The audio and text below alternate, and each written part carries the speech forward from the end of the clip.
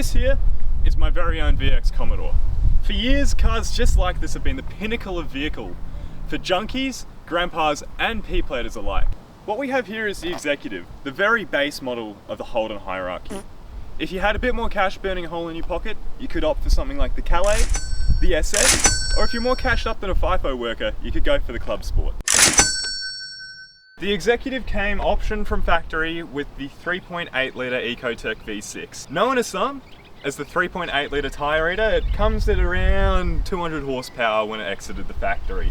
While not breaking any records, power numbers like these, paired with a heavy enough foot, does give the car a muscle car feel without the license decimating power of a V8. These cars do, however, still have plenty of power to get you into some trouble, so make sure to check out the rear wheel wells for any marks like these before you buy the car, just to make sure it's not being completely thrashed.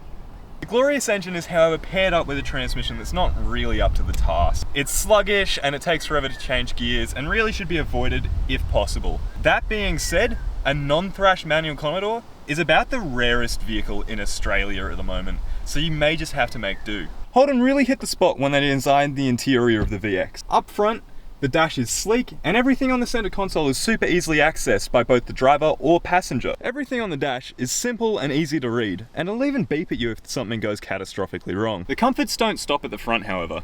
Anyone riding in the back has both a stupid amount of head and legroom that rivals that of most modern SUVs. The boot is also well sized, with enough space for a set of tyres or a few people depending on your source of entertainment. The first big issue of driving one of these beasts today is going to be the cost. You can easily be doing about a tank a week without having to really try, and the dickhead driver big engine combo really doesn't help at the Bowser. Fuel's not the only cost that you should be wary of, however. Regardless of if you drive like you're the next Peter Brock, or just want to pull some handbrakies down the local industrial area, you're going to be chewing through tyres like there's no tomorrow. My final point is that these things are an absolute ballistic missile for RBTs. It seems like the cops have got a pretty warranted idea of who's going to drive an old clapped out Commodore or Falcon on their Ps, and they're going to suss you out like crazy. So there you have it.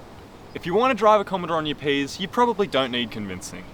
Sure, you'll chew through a ton of fuel and tyres, and it'll cost you a fortune, but keep your system clean enough and drive with the vaguest of consideration for the law, and you'll have a great time.